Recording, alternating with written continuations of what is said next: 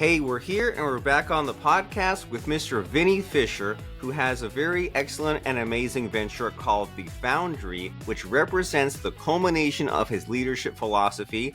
And he's all about forging lasting excellence through 5 dimensions: faith, family, fitness, finance, and fun. And Vinnie Fisher has 2 books. One is called The CEO's Mindset, and the other one, which is new, is called Beyond Your Shadow: Legacy Through Multiplication. So we are here to talk about some of these amazing ideas Mr. Vinnie has, including that true legacy encompasses both personal and professional dimensions. So we're here to have a lot of fun and to find out about leadership, integrity, service, responsibility, all these amazing things that sometimes people talk about but don't always comprehend and don't always implement, practice, and live. So Mr. Vinnie here is here to have some fun with us. So Mr. Vinnie Fisher, glad to see you. Thanks for having me, Robert. I really appreciate it. I hear Mr. Vinnie, I think back to my days of young students. So Vinnie's great. I love the formality, so thanks for having me today.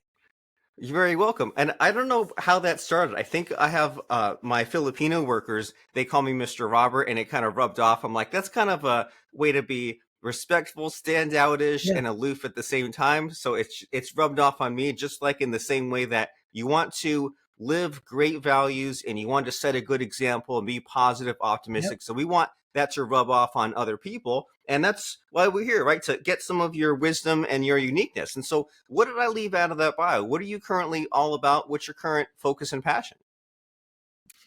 Yeah, that's good. There's a lot there. So I'm super passionate that this will be my 30th year of marriage. We celebrate our anniversary in August. So Deb and I have endured a lot. We've been able to raise 4 adult children. Sometimes we probably take a little too much credit for the good things and maybe too much blame for the not so good things, but we have 4 joyous children, all adults now, so we're entering a new phase of life. Everything about me, Robert, everything I do every day is all about mentoring and leadership. And so that's why I wrote this most recent book. And it's the 4th one. And actually, I really appreciate the help I've had from you. And now 3 of these, or 2 of these books. And so, and I thank you for all of that. And, one of the things that we'll get into in the show is people say in business that it fails for lack of cash flow. Actually, the story above that is it lacks or dies because of the lack of leadership. And so not enough people work at being a technician. They don't work at being a leader. And a leader is someone who grows leaders. We work at being good managers. We don't work at being leaders. Okay. Well, this is a conversation that we need to have. And you hear a lot about this lately, about how this idea of leadership, it encompasses so much, right? It's not just about bossing people around. It's about growing other leaders, creating that ripple effect. And then there's also this idea, a little bit built into what you just said, of how it's not just about making money, right? It also applies to your home and these kids that you're raising. And so what's a good jumping off point here? Is there something that just kind of makes you angry about the way that things are done, the way that like people are managed, the way people talk about leadership? Like, what really pisses you off? Fair question. We all get those internal angst. I think that's I love that you asked the friction question. I think we say some things we don't mean. I think we say things like, we defer to other people's leadership. For me, leadership is just influence. Everyone's listening. People admire certain people. We all influence others. And so this idea that some are leaders and some aren't, I don't know if strongly agitates me. Is probably more than I've matured in some of the disappointment of it. But I think I'm probably mostly burdened, disappointed, saddened by more people are really managers, even though they think of themselves as leaders. And they think of themselves as the barking dog who produces performance. And then they're disappointed when they don't have people that they're growing in leadership under them. And so the blindness of that is probably my biggest disappointment, to be honest with you. Okay, so there's like that old style command and control, sort of like being being too much and being not enough, and in a way making people dependent on you, it doesn't seem very sustainable. And what's a better way of going about this? Because it seems like a scary concept, right? Of just kind of letting go of some of the control and giving someone else the opportunity to let you down, and the back and forth. So when there's a dysfunctional team, or when someone is just not approaching this the proper way, what kind of change needs to happen? Yeah, first off, I think it's fair to everyone listening and watching us today. People are messy, man. Investing in them is even messier. It's terribly inefficient. You can't. We're gonna let each other down. We're not going to show up. We're going to. We have to take risk in investing in people. That I think it's fair to start with the hard parts because we're all messy and we require investment. A mentor of mine, a guy named John Maxwell, says it this way: if you want to go fast, go alone. If you want to go far, go take someone with you. And I think that you have to acknowledge that people are tough. I'm tough. I think about Debbie all the time and how difficult of a marriage partner I must be, and like her grace of putting up with that. But I think a lot of times we want to give stuff to people and expect them to be something they're not, and we're not willing to put in the time or energy of investing in somebody. We want to, the age of automation is great. The technology is amazing. We want this to be like an easy button thing. And I don't know, maybe after hundreds of people on my team and multiple leadership teams and a couple exits and children and life, people are messy, man. And I think that if you can get your arms around the idea that you have to put the investment in for this later production, this ripple effect you mentioned earlier, you have to be okay with taking the risk.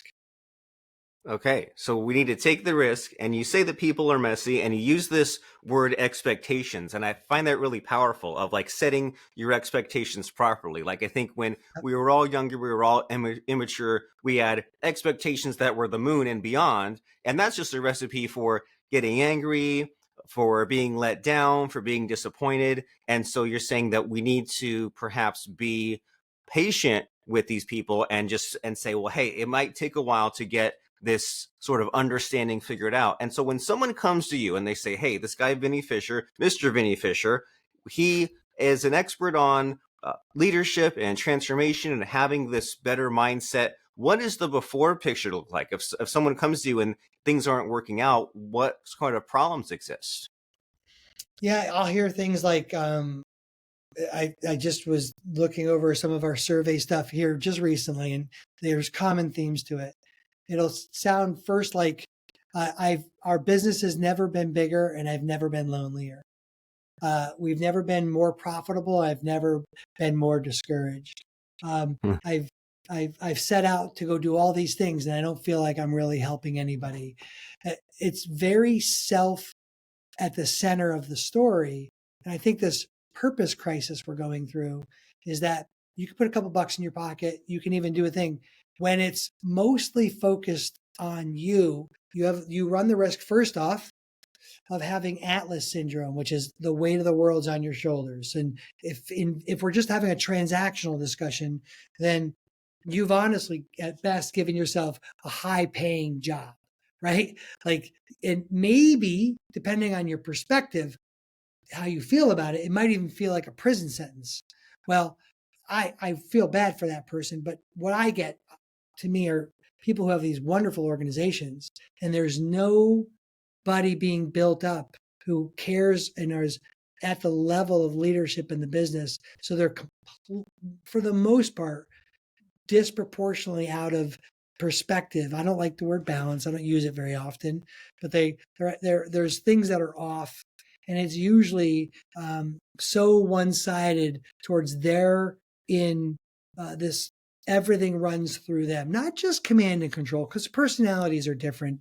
And there's this thing where someone is, and I was this in my career, which is why I know this. You're answering everyone else's questions. They all have things for you, but you don't have a place where you go and do that. And so leadership, in some respects, being done not so well, can be some of the loneliest places on the planet.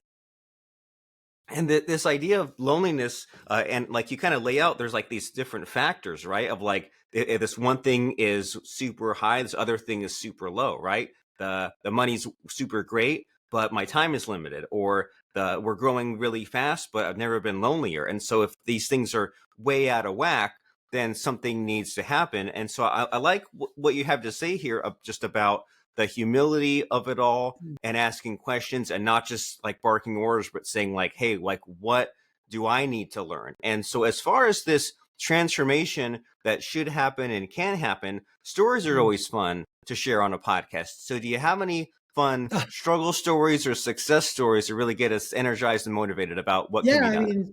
I wrote about when I first kind of let this out of the bag a little bit for my own life. I wrote in a book called CEO's Mindset, which, by the way, in the show notes, we put a gift together at our corporate company, beyondyourshadow.com/gifts. People can have copies of the book. I have some other resources in there. Please take full advantage of it. I guess that's your free gifts for us. One of the stories I tell in there, which is core to how I think, I've got talents. I've actually been really good at creating an offer, like coming up with a solution in business, creating customers, creating an enterprise. We had this really great web hosting company. And I remember we had probably 500 people on payroll at this point. So we weren't small, right? And I was in a end of the day partner meeting with my partner, Mark. And we were coming up with this new idea for an affiliate program, which was really clever. And I started raising my hand for it. And he said, Vinny, you are such a dynamic guy, but I am afraid if you raise your hand for this project, one, you have too much on your plate. Two, it's probably not going to get done because there's so much that's on your plate.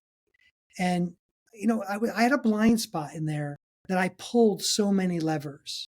Well, one of the things that happened in that business is I stepped just away enough in my arrogance that I thought I had put some leadership in place when really what I was a manager. And so when I stepped away from my management function, which is really what happened, the thing started to fall apart because I wasn't there pulling the levers. We took this great mid 8-figure company, broke it a special kind of way in front of everybody, and ended up selling it for parts. And it was a big, wonderful lesson that I learned. This business was going to definitely be a 9-figure company, and we were the darlings.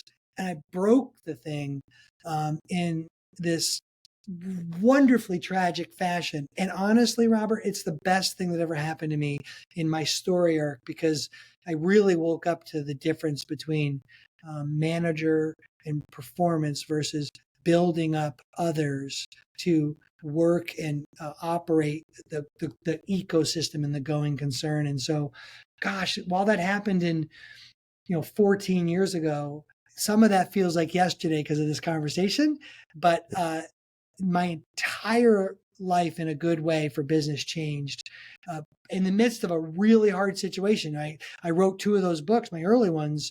One was to kind of find my way back. The other one was like, I'm not a one-hit wonder. What would I do again if I did it differently? And the core theme of that, what I would do differently, is invest in people, not the product or the systems.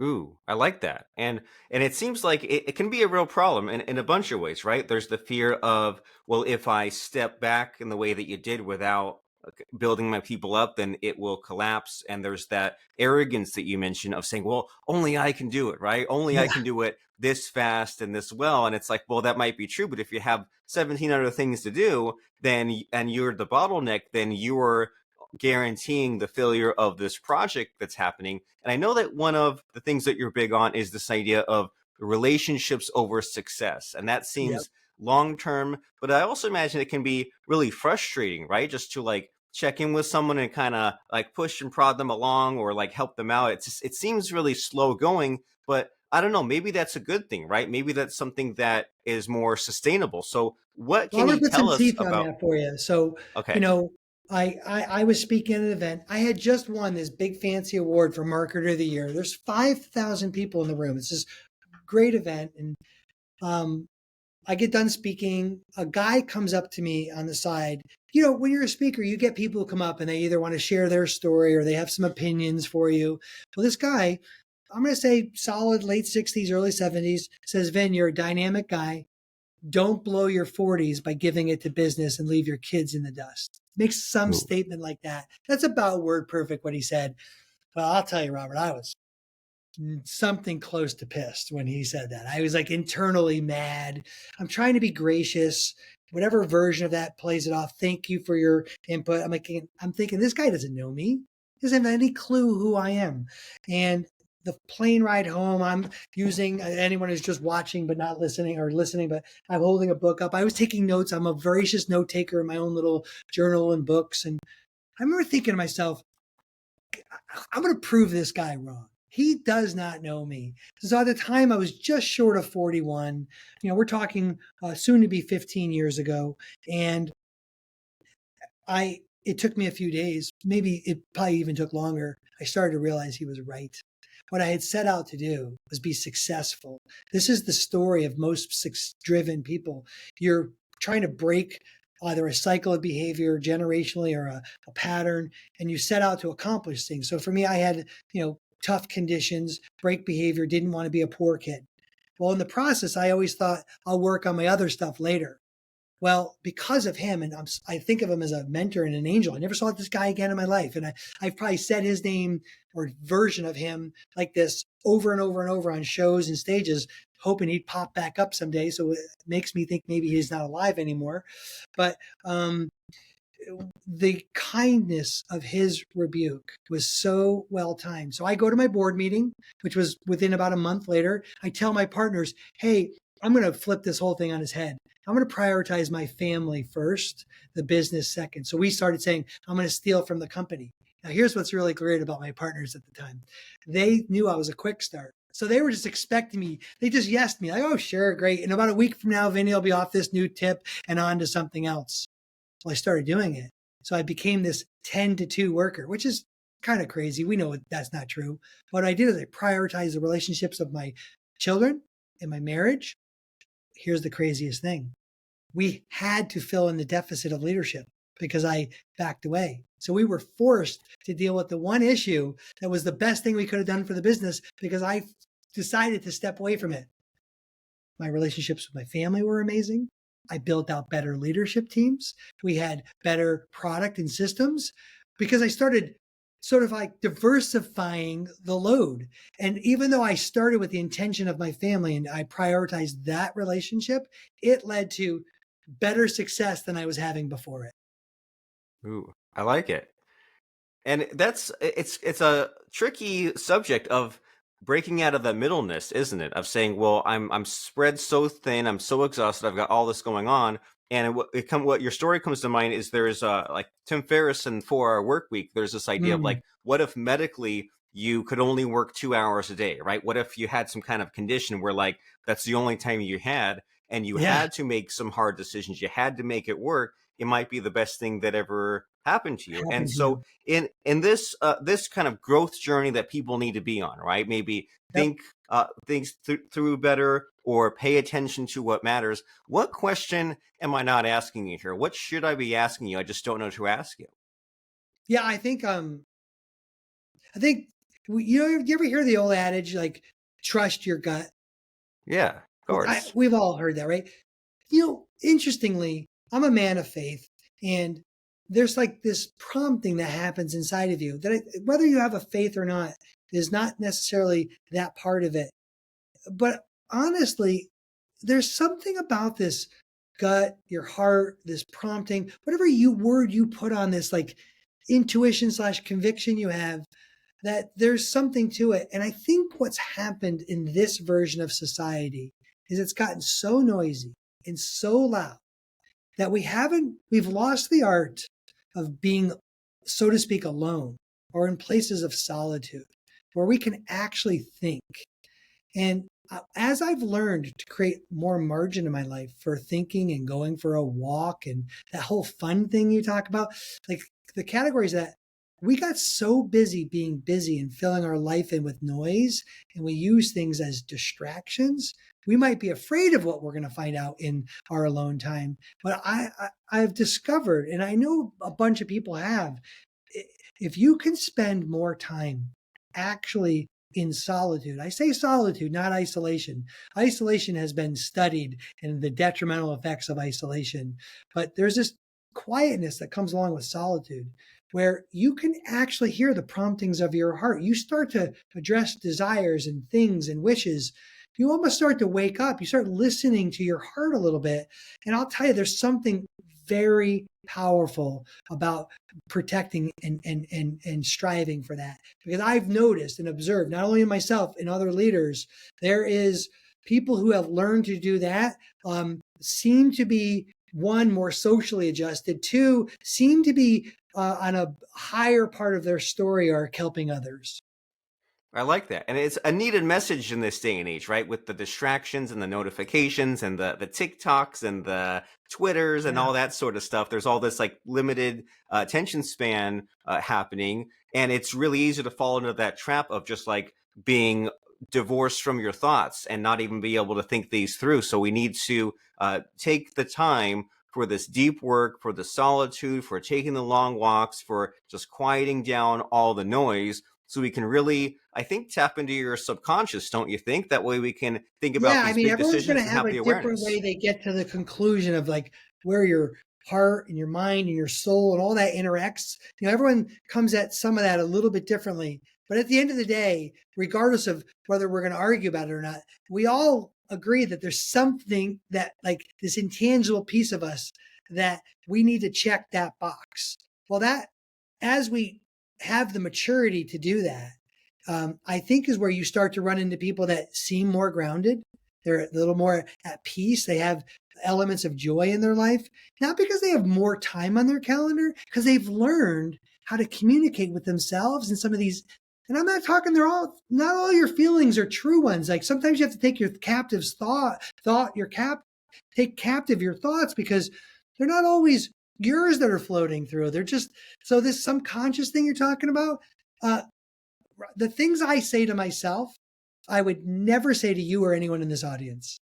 Right. And if we don't learn to understand and hear some of those things, including the encouragements that are necessary, honestly, I know right away if somebody's needing to start to know more things about themselves, because they're so externally distracted that they have no internal clarity, or even like a brave space to be able to sit in their own thoughts.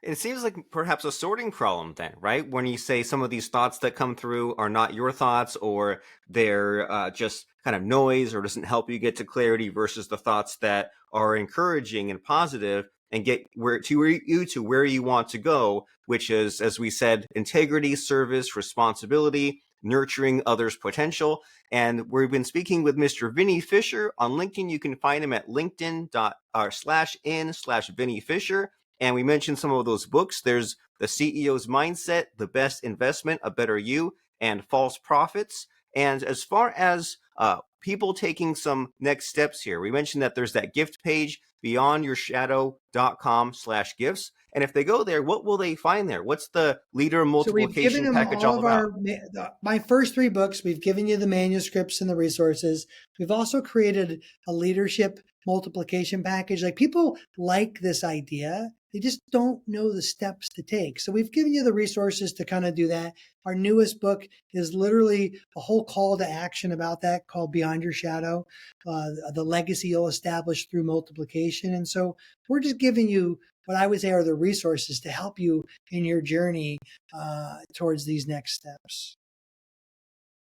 Very great. And so that's a wonderful package that we'll find at beyondyourshadow.com/gifts, especially that new book that we mentioned, Beyond Your Shadow, Legacy Through Multiplication, because your greatest legacy isn't what you achieve, it's who you empower along the way. And it's delivered to you from seasoned entrepreneur and leadership expert, Mr. Vinnie Fisher, who challenges the traditional view of success by presenting a transformative approach to leadership through mentorship. So you go to beyondyourshadow.com/gifts, you enter your name and email address, and you can get this wonderful package, which includes top 6 attributes of a good mentor, the multiplication method, false prophets, CEO's mindset, beyond your shadow. So if some of these ideas kind of woke you up as far as what needs to be done, as far as where you might be stuck, or you might be kind of needing some help in mentoring others, then go and get that leader multiplication package, beyondyourshadow.com/gifts. And before I let you go here, Vinny, at the very end of the show, it's time for the scary part where I try to stump you. I try to put you on the spot by asking for a quote or lesson that has served you that you can pass on to us. So what comes to mind for a quote or lesson? You know, I think we have seasons of life and lessons. And, you know, I as a person of faith who really tries to honor and glorify God and all the things I do, I got a bunch of verses and lessons in my own life. But right now, our society has two things going on. We have some economic upheavals because of change. People don't do great with change.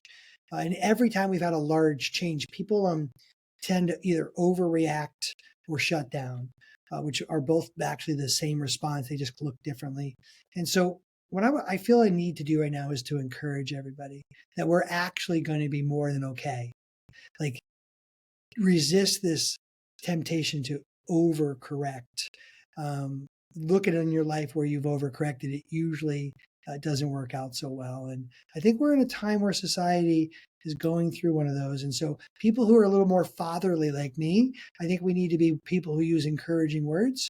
And I'm an encourager. So I feel like I'm supposed to encourage everybody with that today. Wonderful. Well, thank you for the encouragement. You always hear about how your mind is not designed for it to get you to success. It's designed to keep you safe, which, if you're not careful, is just an existence of being miserable. So we need to apply some of this conscious effort towards optimism and doing the right thing and helping others. So check out that book, Beyond Your Shadow: Legacy Through Multiplication. It's perfect for business leaders and executives, emerging professionals, church and ministry leaders, and anyone seeking to leave a lasting legacy. You can get that gift package at beyondyourshadow.com/gifts. And thank you very much, Mr. Vinnie Fisher, for showing up, stopping by, blowing our minds, helping us out. I really appreciate it. Thanks, Robert. Really appreciate your energy, and I'm looking forward to the things we continue to do together. Thanks for everything you do to support us as well.